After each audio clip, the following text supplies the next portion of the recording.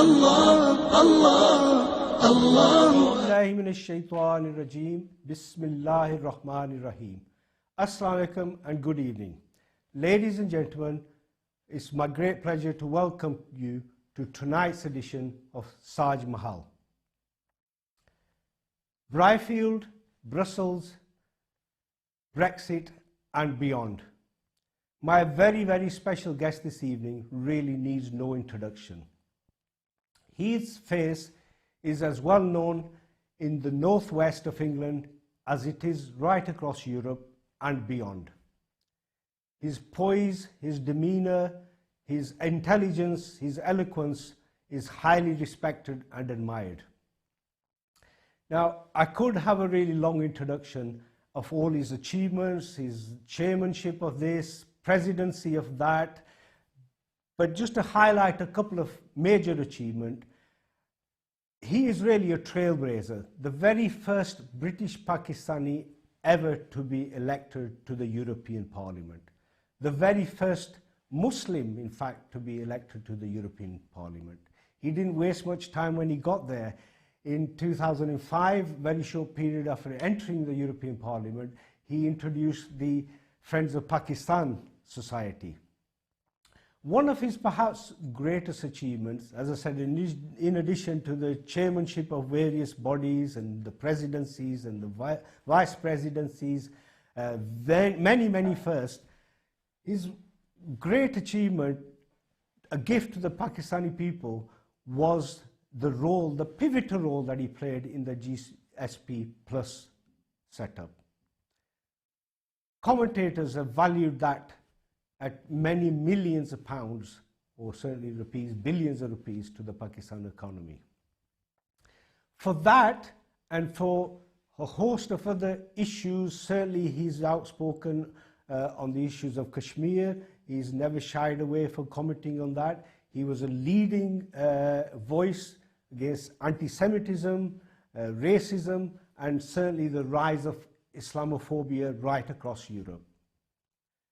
For all his contributions in a vast array of fields, trade is another area, he was recognized by the Pakistani government, by the President of Pakistan, representing a population of 220 million, who awarded him one of the greatest, in fact, the greatest honor that nation can bestow upon any non-Pakistani, and that is the Sitare-Qaid-e-Azam. Before I go further, we have a very short video that we would like to show you, which better than I can highlights some of Saj's achievements.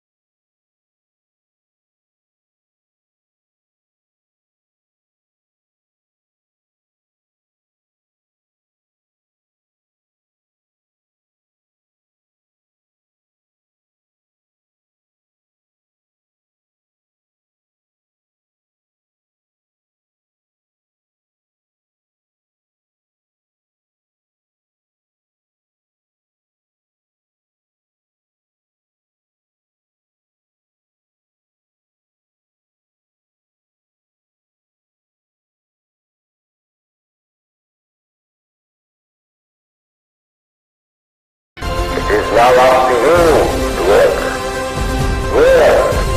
and we are bound to succeed. And never forget our motto: unity, discipline, and faith. Pakistan is now big, complex, and it can never be undone. Pakistan! Pakistan Zindabad!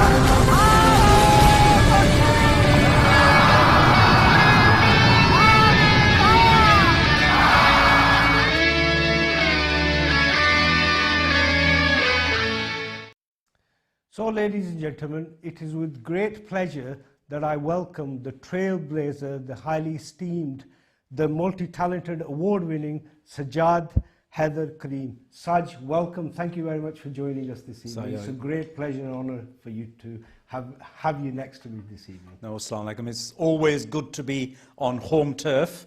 I don't get the opportunity so much, but I wanted to make sure that whilst I was here, we were able to have this interaction. And of course, our personal relationship goes back many, many decades, Saj, so it's always good to see you. Lovely to see you too, Saj. So we saw you going up and receiving that medal, the Quaid-e-Azam. I want to take you back to that scene. I think your parents, mother and father, were with you. Very proud moment for you and for all of us as well who know you and the Pakistani diaspora throughout the world. I want to take you back as you're walking up to receive that medal and hold that image there, but then I'd like to transport you back to the streets of Briarfield. There you are, a 7-year-old on a sunny day, perhaps maybe not a sunny day, knowing it's Pendle, walking the streets of Pendle, these leaflets you're posting through the letterbox. Tell me what that's all about. Quite often I get asked by people, and I suppose when I look back, it almost sounds like a very sad childhood, but actually it wasn't. Okay. It was a super childhood. I grew up in Briarfield, which you and I both know very well, very proud working class community with outlying suburban areas. And in 1977, Pendle selected a new candidate, a young man at that time called John Lee. Yeah. And we all remember him very fondly Yeah. indeed, because in 1979 he was elected when Margaret Thatcher became the first woman Prime Minister of the United Kingdom. He was elected as the MP for Pendle. So I used to go out leafleting and campaigning with his team locally there. Right. And my father, as you know, was always active in local conservative politics, and so that was my entrance in at that point. So I used to go knocking on doors, and quite often people would give me sweets and send me away. And but it's funny because after so many years, when I myself stood for local council at the age of 23 in 1993, and I would go and knock on those doors. As a Liberal Democrat? Yeah, as a Lib Dem. And people would, answer the door and they say, "I remember you when you were a nipper. I've seen you all these years. Yeah, I've never voted, other than for Party X. But this time, I'm good." And we won that election by 65 votes, even though it had been a safe Labour seat throughout. Really? Yeah. So I owe a lot to those younger years of, knocking those doors and getting sweets. So early start. I must mention, Saj, for our viewers' benefit, that the live call number is open. It's 0161 529 9455. Please feel free to make your comments, suggestions, anything you like to put to Saj about his personal career or what's happening in politics in this country at the moment, very interesting times, or perhaps what's going on in Europe. So we'd love to hear your views. Okay, sorry. So time is of the essence because there's a lot to cover. So let's take you back. You are there with your parents receiving this great honour. Watching that PTV film that we've only seen a couple of minutes of, but I've seen the full version, there's something very profound and interesting that you said in that actually. It is the comments I think your dear mother made in respect to, because of the pride she felt in you getting that award. And it's as though she felt as though it was justified them leaving Pakistan and coming to live in this country. And in some way, you had made a contribution back to your native lands. Just tell me a little bit about that. Well, like a lot of people, my parents came here in the 60s, and of course many people came for economic and work reasons at that time. My parents' journey was one where I don't want to go too much into the detail, we don't have the time, but there was almost, in their sending off from their home, there was almost a feeling of, you will regret this move. Yes, yes, yeah. And the fact that, despite all the time that had passed and all the years that had passed, that we were able to serve not only the United Kingdom, of course, I was born here, I was living here, I was part of this society, I was educated here. Naturally, I would be serving here. But to be able to also make a contribution in building UK, European and Pakistan alliance, and to play a part in that was something really very special. Yeah. And I think that really gave a sense of fulfillment to my parents. Yes. And in many ways, it was just their way of saying, actually, it was the right decision all those years ago. Fantastic. Right. We already have a live caller. Good evening. Who's calling, please? Hello. Could you turn your TV volume down, sir? We can't quite hear you. Here we go. Turn it right down, please. 0. Here we go. No, we need to go a bit further. In fact, stop looking at yourself in the TV. Turn the volume off if you can and speak to us, please. Right. Can I speak now? You're still a bit loud, but go on, we can make it out. Go ahead, please. Who's calling? It's Jamroz Khan. Jamroz Khan from Leicester. I'm sorry? From Leicester. Leicester. Jamroz Khan.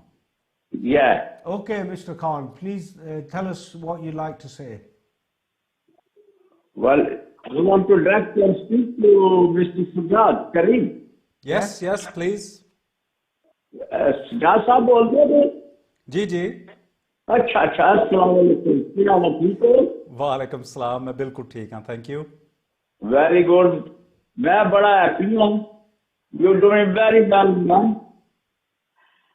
Very well, you're doing very well. I'm very, very happy. Thank you very much, sir. Thank you. Very kind of you to call. Any quick comment before we get the next caller in, please? Hello? Hello? Assalamu alaikum. Who's calling, please? Hello, am I talking live, You are live. Is it Dr. Mohammed from Leicester? From Birmingham. Birmingham, that's right. I was just testing. Right, sir. Welcome. Thank you very much. What would you like to say? Well, Mr. Sajjad Karim is a well-known figure, and we have seen him number of times on television. But, just for curiosity's sake, I want to ask him one question. Please do. That he is a member of the European Parliament, but why is he preferred to be a member of the European Parliament rather than member of the Parliament in Westminster in England? Well, that may come next, sir. We'll ask him the question. Well, thank you. It's a very good point to make. Back in 2002, I actually made a conscious decision. I had a choice if I'm going to try for a parliamentary seat, would it be in Westminster or would it be in Brussels? And I made the decision that actually it was time that committed pro-Europeans were based from the UK out in Brussels, forging for the time that's coming ahead. Yes. Nobody could have predicted Brexit at that stage, and so I was one of those MEPs who was constructively engaged on behalf of the United Kingdom. That wasn't the case for all MEPs, particularly with the UKIP MEPs that were then being elected, etc. But now, of course, I have no choice in the matter post-Brexit. I can't be a member of the European Parliament. No. Well, not as a Brit anyway. No. And so therefore now the only parliamentary option that's left to somebody in my position, of course, is Westminster. Yes. And of course, the politics here is developing. Yeah. And there is a need to make sure that we once again strengthen the centre ground of British politics. Yeah. I'm a centre-right politician. Yeah. And it's essential that we've seen what politics of the extremes does to our country. And the effects of that are beginning to unfold now. So it's important we get a good team of people together as Conservatives who can actually help re-establish and bring the United Kingdom back onto a much firmer footing. Okay, Sajjad, I wasn't good. Oh, another call, right, okay. Right, who's calling, please? Assalamu alaikum, Harun Zaman here. Salam to our brother Sajjad Karim. MashaAllah. Harun Saab from Berry, really nice to hear from you. Welcome. Thank you very much, Aj Saab. I hope you enjoyed your trip abroad. You spent several months. Welcome back. You are through to Saj. What would you like to say to him? It's an honor to see both the Saj cut together. I thought I would never live to see this day, but fantastic. It's fantastic. Yeah. Sajjad Karim Bey, can I please ask you, what contribution did sport make to your success, like sport made success to Imran Khan? Thank you, Harun Zaman Bhai. And it really is good to know that you are well and still contributing to public life. Harun Bhai, of course, Saj, he's somebody that we both share in common. Yeah. He's both a friend and also he's been a guiding figure for both of us for many years. And he makes a very valid point about the role of sport in actually both of our development. Yeah. And I suppose this is where we get to Park United. Because the very first time I came across you, Saj, was when I tipped up one day wanting to join the youth team. And you, of course... I believe you were 10 years old. I was 10 at that time, that's right, yeah. And you were captain of the senior team. Yes, and you were the guy who I had to impress because you would be choosing who would be on the team. Yeah. But Park United played an absolutely pivotal role because what it meant is that all of us young lads who otherwise would have been just growing up in terms of our sporting activities in a very ad hoc way, were provided with a structure. Yes. And it was a structure that actually taught us much more than just sports. Yes.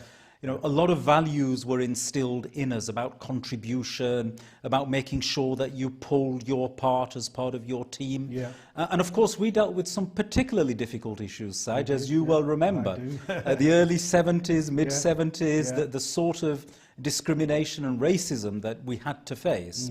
But, you know, if I was having to face that outside of a structure, as a young person, I would have reacted. But we were taught to deal with that in our stride. And over the years, we actually crushed that discrimination and racism simply by being constructive and turning it always into a positive force rather than allowing it to be destructive to us in a negative way. So Harun Zaman Bhai makes a very powerful point. And Park United Football Club and so many other sporting organisations played such a huge role for so many people. And I speak just of Pendle, but of course it will be the same right across the country. Yeah, absolutely. Yeah, very good point. We might just quickly wish to mention the late, great David Blezard. Yes. Saj, if you can recall your interactions with David. An absolutely amazing individual. And I think so many of us, Saj, if it wasn't for David, we would not be anywhere near the positions that we were in because he was such a guiding force. You know, I often sit down and I think about him and I just wonder, I miss him so much. And I just wonder how many things he must have faced that we never knew about. And Saj, if I may input, this was the common denominator he found with us. The prejudices that he encountered were because of being a blind person. And the prejudices we faced were because of the colour of our skin. So the common denominator was prejudice, and he could identify with us. Well, that's right. Why he became one of us. And we became but he was just what we needed at that time. He was a mature, sober, strong individual. And I often do think how much he must have faced and dealt with and protected us from, and never made sure we even knew that he'd done that. We will, inshallah, I'm hoping one day I will do a full program on him, actually. I've already mentally prepared it and structured it and so forth. So we'll hold off that for now, but thank you very much for that contribution. Now, I wasn't going to raise this until much later on, but it came up, the gentleman, Dr. Muhammad who rang from Birmingham, and he mentioned why possibly you didn't join Parliament and you chose Europe instead. You didn't choose Westminster. So the time at the moment is a very interesting time in British politics The government seems to be in total disarray. We've had a defection. Inflation is at the highest rate for over 30 years. And we've had David Davis asking the Prime Minister to resign. I would love your comment and perspective on what's going on and what is likely to be happening in the near future. Well, this is a program in itself, Yeah, Saj. it's true, it's true. And to my mind, this was always going to happen. Yes. Simply because of the way in which our politics has developed over the last 4 years or so. Ever since the Brexit vote took place, things have just changed so much. There is still quite some way to go yet, but I think that the important thing for your viewers to concentrate their minds on is this. Of course, we've got all the theatricals and all of the drama and all the sort of things that you've just mentioned. But actually, beneath all of this, there is a core fight taking place for the soul and values of the United Kingdom. Yes. This is about maintaining the unity of the United Kingdom and about maintaining the traditional British values. Yes. Are we going to leave all of those behind and veer to a set of characteristics that have never defined us before? Very extremist measures that are being proposed currently by the government. Are we going to allow those to become our defining characteristics as we move forward? Are we going to allow those to weaken the integrity of the United Kingdom? Or are we actually going to pull back from all of this, make sure we remain united, make sure we strengthen ourselves from within, make sure that we strengthen based upon our traditional values, and we once again forge, as close as is possible in the circumstances, and Brexit is a reality.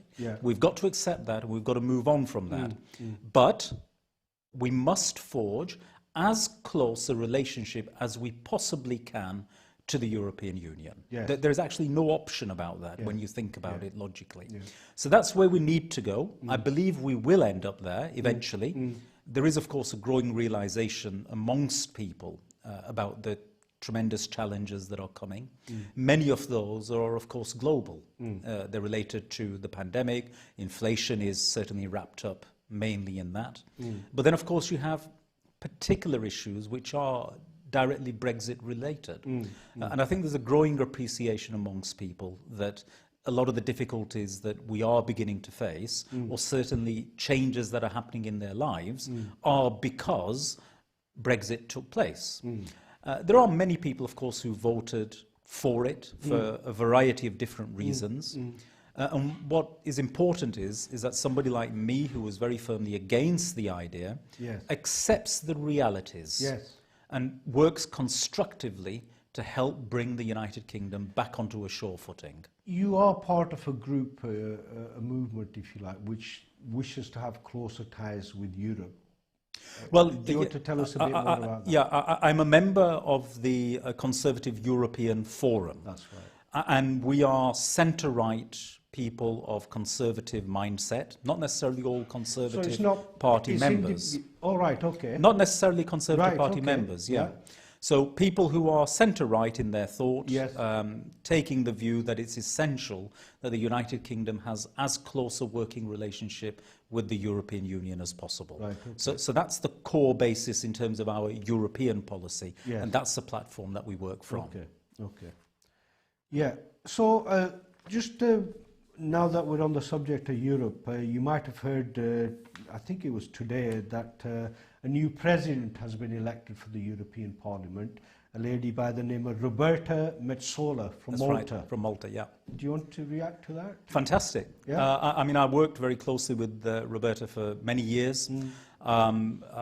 She's somebody who has all of the right skills to be at the helm of the European Parliament at what is both a very challenging time, but equally a very exciting time as well. So I'm particularly pleased that somebody young from one of the smaller member states, and of course female, is in a pivotal position today. It's just what the European Parliament actually needs. It's the tonic that's going to help the European Union get a different perspective. And she has, as I say, all of the skills to provide the leadership that's necessary.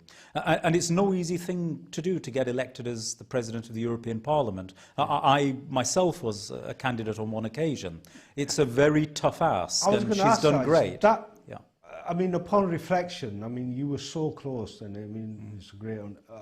Upon reflection, what do you think about what would that have given you, and how you may have been able to contribute? I mean, you contributed enormously anyway, but what would that presidency have enabled you to do that you perhaps haven't been able to do?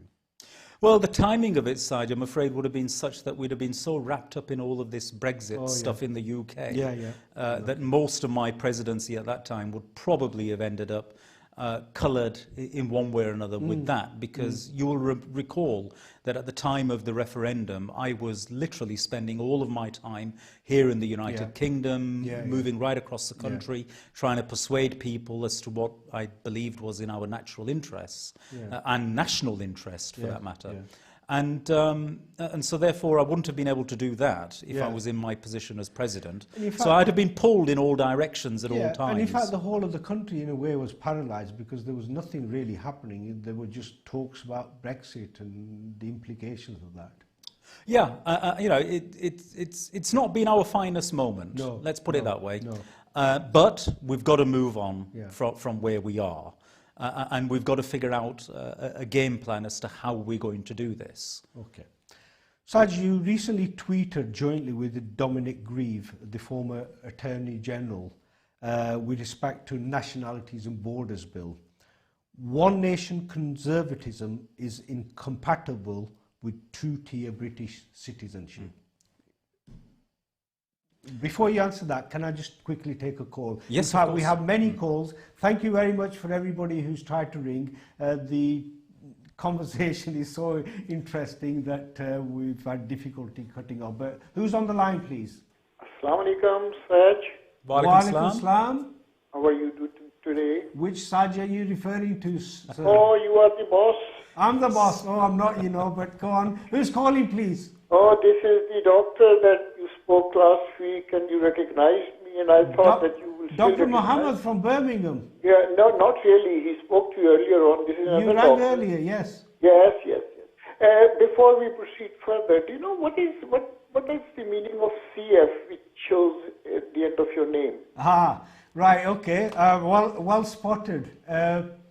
Now, this is slightly controversial, and I have indicated before that I will do a full program on it. Okay. The CF is an honorarium granted by Her Majesty the Queen only in the last few years. But this award I was given many, many years ago, perhaps over 30 years ago, and it's something called the Winston Churchill Fellowship. I won't go into much detail now. No, don't bother, don't worry. Okay, don't worry. but that's what it stands for. No. But we will do a full program in it. Hang on, Saj. I have more questions. This was just by the way I wanted to know. Okay. Oh, my first question is from the other Saj, Sajjad Karim. That's right. This is actually Sajjad. I want to ask three quick questions, but they are quite relevant to your... Very quick, sir. Very quick, sir. Very quick, but you have to let him answer them as well. Okay. The first question is, has it ever crossed your mind, Sajjad, that you could ever go back to Pakistan? Just let me complete. There are so many of Sads like you here. They are full of Sads like you here, you know, in the Parliament and in England. And if you were ever to move to a country like Pakistan, which is obviously your parents' country, you might do wonders there for the benefit of Pakistanis. That's my question number one. I don't wish to answer for him, but he's doing wonders for both countries at the moment. Well, go ahead, Saj. Well, I think you've made the point. You know, I'm British. Yeah. I'm a Pendle Lancastrian, Yeah. Blackburn by birth. Shaped and forged by, yeah. Absolutely. And I think it's important that one should make a contribution that benefits us on as wide a basis as is possible. And one of the greatest strengths we actually have in the British Parliament traditionally has been the fact that we've had parliamentarians with really deep roots and links overseas. Yes. And therefore, that's the category of individual in which I see myself when it comes to South Asia. Great. Okay. Thank you very much. Right. Okay. Have we got another caller? We're going to hold them so we can carry on. So, Saj, I'm rushing through all the questions and my order's gone all over the place. But I must raise this issue with you with regard to India and what's happening there. You know, constantly we're hearing about mosques being burned, mob lynchings, and Muslim female. Today I was reading students from a government college have been banned for 3 weeks or not allowed into the classroom because they're wearing hijab. You know, there's a lot of that kind of thing, and also maybe we can tie that in with what's happening in Kashmir as well, which you have always contributed to the debate in regard to self-determination and so forth. So if you could pick up on those 2 points. Well, Sajjad, I think it's important to distinguish. Yeah. We have India, which is a very diverse, tolerant, traditionally liberal, open-minded society, or society's collection of a variety of languages, religions, backgrounds, cultures, foods, tastes. Amazing place.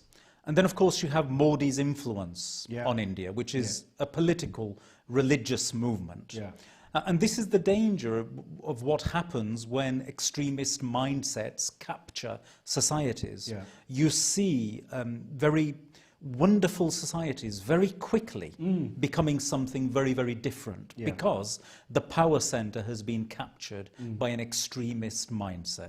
And this is something we always need to be very mindful about. And this is one of the things that worries me about English nationalism and the growing tendencies that we are seeing here, particularly with the rise of certain margin-related politicians sorry here. to interrupt. But coming back to India. What I want to specifically try and find out, if we may, is people in your position or others in Parliament, what kind of steps can they take? What steps are being taken to perhaps influence a change in the direction that India is moving in? Well, this is the thing, you see, we have to be very realistic. The United Kingdom, today's United Kingdom, is not in any position to dictate to a country like India. This is a fact. We must accept this. And sometimes there is almost an expectation that we somehow have the power to be able to do something. But not we don't. Dictate, Saj, What we can do, and I'll give you a direct example of this, is hold influence. Now, when we were part of the European Union, I was responsible in the Parliament for the EU-India Free Trade Agreement negotiations. And within that, we had a whole chapter on human rights issues, exactly the sort of things that you were talking about. Now, the European Union, as a collective of 500 million people, of so many different member states clubbing together, is able to do that when it comes to an economic power like India, and a growing economic power, power like India, with real prospects for growth ahead. But the United Kingdom, outside of that, today, is going to have to give up on virtually all of those red line issues, including compromise on so many human rights issues, just to get the same trade agreements. Okay? So we are now dealing in a very different sphere to where we were before. And therefore, whilst it's important, we try and uphold our values as much as possible. But first, we've got to make sure we're upholding them at home. We can't be dictating to or even trying to negotiate with others or lecture others if we ourselves aren't upholding them at home. But then secondly, along with that, you've got to keep the power dynamic at the forefront of your mind at all times. But also, we have to keep in our minds this, that India today may be captured by Modi. That isn't going to last forever. You know, the India that we all know is not the India that you've just described today. And at some stage, other than Kashmir, that's a specific issue in point, but at some stage there is going to be a movement back towards its natural placing, its natural mindset. Which is what we're hoping is going to happen in the UK as well. Well, this is one of the things that we can't just hope, we've got to make it happen. Right, so how do we make it happen? Well, that's another program as well. I think you're just trying to get yourself comfortable and be on this program every week. I'll be in Pendle throughout, I think. All right, yes, okay. Okay. I mean, it's a very sad state of affairs. Gregory Stanton, who's the president of Genocide Watch, who actually predicted the Rwanda genocide, is now warning that it could happen in India. So, it's alarm bells are being sounded in a variety of centres, and very influential people are beginning now to publicly speak in these terms. Privately, they've been raising their concerns for quite a long time. And I think this is something that the world needs to wake up to. These strong men, whether it's somebody like Putin or whether it's Modi or Trump, or even, somebody like Viktor Orban in Hungary, some of the tendencies that we're seeing at home today, they're in a legislative framework, these are very dangerous concepts. For instance, the Nationality and Borders Bill, the policing bill, when it comes to rights of protest, etc. These are all things we've got to be aware of. And these strong men, at this moment in time, they've captured the public mood in so many ways. And we've really got to strengthen the centre and pull back from the brink.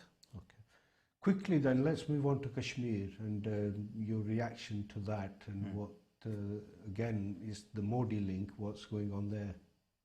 Well, as you know, Modi, through the steps he took in relation to 370, he's supposedly incorporated Kashmir back into centrist control directly from Delhi, rather than the actual legal position, which is that it's a disputed area and disputed between Pakistan and India, with a Chinese influence there as well.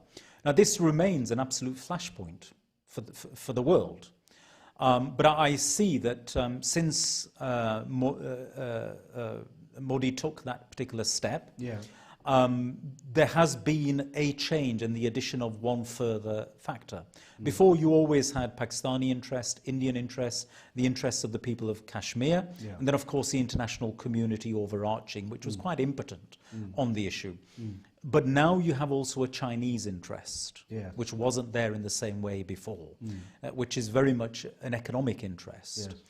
So we could find ourselves moving towards a negotiation towards a settlement at some stage. I can see the framework for that potentially emerging, but at the moment it's quite clear that the present administration of India is using the current global circumstances to carry out acts which are absolutely unacceptable, but at the moment they're not being questioned on them. Okay. Right, we're jumping from issue to issue. I want to take you back to your MEP years, and as I said, one of the great contributions you made was the role you played in Pakistan becoming or gaining GSP Plus status. For those of us who don't really know and are not familiar with what does that actually mean, and actually, you tweeted recently with respect to GSP Plus. Next time round, when we're not here, Pakistan's in trouble. They're in big trouble. When is that next time, and what kind of trouble are they in? Well, that particular tweet was in relation to an article that had been published at the time. And I think it's important that Pakistan does get its act together. Because traditionally the United Kingdom... What does that mean, get its act together? Well, the United Kingdom very much took care of the interests of the UK, Bangladesh, Sri Lanka within the European Union. Yes. And all of those countries relied very heavily on us to take care of their interests. Of course, the United Kingdom isn't there anymore, so you can't just rely that you have, you know, the best friend in Europe is at the table. Yes. We're not there anymore. No. And that's why I made the point that Pakistan, Bangladesh, Sri Lanka, they really do need to get their act together and make sure that without us being there, they don't find themselves basically in a situation of having to face problems and trouble is the word that I use. What do they need to, are you referring to, you know, human rights issues, you know, when you say... It's a whole variety of issues and very complex, but basically what the first thing they need to do is make sure that their relations with other EU member states are on a much deeper footing so far as the EU is concerned than they have traditionally been. No, I mean, well, yeah, that as well, but, you know, Germany, France, Poland, a variety of others, those relationships need to be strengthened. And once again, this is a big loss for us as a UK, because, you know, traditionally we took care of those issues on behalf of all of those countries, and it was greatly valued. Now we're handing all of that over to Germany and France and Italy and Spain and others. When is that next time? Well, the GSP Plus Renewal is due 2023. So the process is now underway. I believe things are going actually in the right direction. Oh, that's good to hear. Yeah, so hopefully there will be good news at the end of it. I'm not directly involved in any way, other than just hearing about things from the EU side. But it's a huge program that involves a number of countries, not just Pakistan or Bangladesh or Sri Lanka, but there's a variety of other countries involved, and it's a very complex program. But you know, we're not at the table to help craft it this time round. Saj, again, I wanted to try and understand what that GSP Plus status... It's market access, Saj. So what it does is it gives favourable market access to countries that are chosen to have it. So, for instance, what it does is it makes their exports cheaper, so that here they can compete in the market. So they're not having to face tariffs of 20% or 25% when they send linen here, as an example. And the tariffs that they get charged are minimal, if not zero rated, and therefore their product comes here on a cheaper basis, so they're able to capture a greater share of the market here. And this literally, it's worth billions of euros ultimately to these countries. Right, so we've looked at the past, we've looked at the MEP period and post-Brexit period and all its implications. So we touched on it earlier. If the circumstances were right and the climate, you indicated many years ago you made a conscious decision not to go to Westminster or try to get into Westminster or Europe. If the circumstances were right, that would definitely be something of interest to you, would it? Well, I think it's important that in our political system we make sure that people who have the experience are a part of it.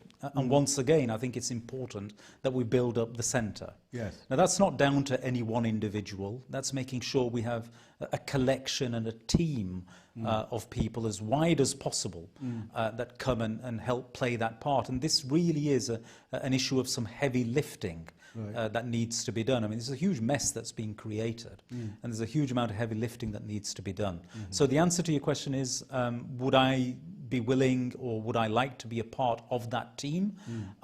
Yes, but there's a process that you must go through, of course, which means you have to get selected and elected, and that, of course, is in the good hands of the people of this country. So time will tell. Okay, brilliant.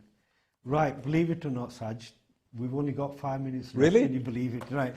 I must ask you about your current position. So Brexit happened. How did that feel? That probably was the first time you actually faced defeat. You know, your star had been rising since you first became a councillor for Pendle Borough Council in 1989, I think. No, 94. Was it 94? 94, okay, right. Yeah. Yeah. So how did that feel? And then did you already have a plan in place? Obviously, then what I want to do is ask you about your role as CEO of Haider Global and what that involves. Yeah. Well, I mean, post the referendum night itself was a very difficult night. Yes. It all went in the wrong way, so far as I'm concerned. But, you know, it was quite clear that this is the start of a process which is going to take some time, and it's going to be very, very challenging. And of course, that process is still unfolding even now. Yeah.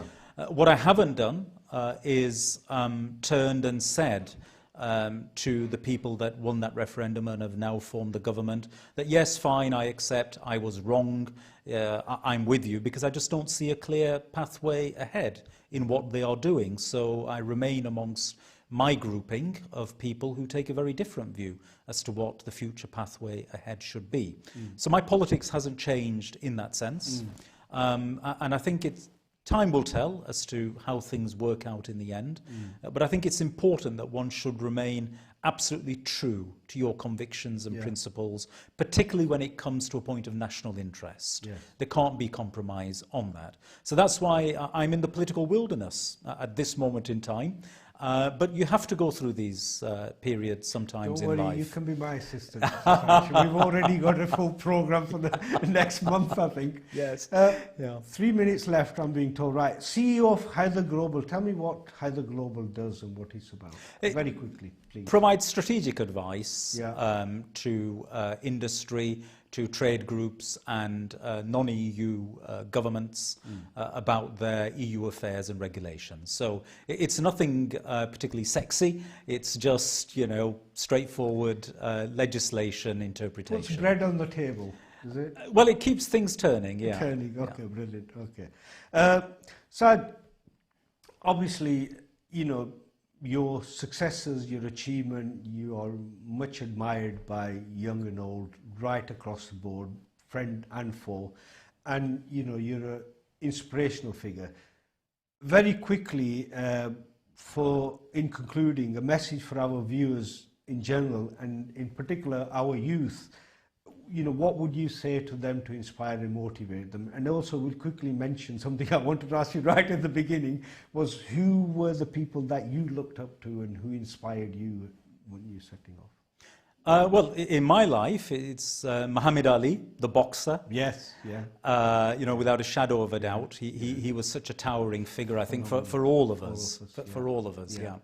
And, you know, there have been political figures, including Muhammad Ali Jinnah. He's not somebody in my lifetime, but certainly somebody that I learnt about in a lot of detail as a child, as I'm sure you did as well, Saj. But in terms of looking forwards, I think, you know, our youth have particular challenges at this moment in time.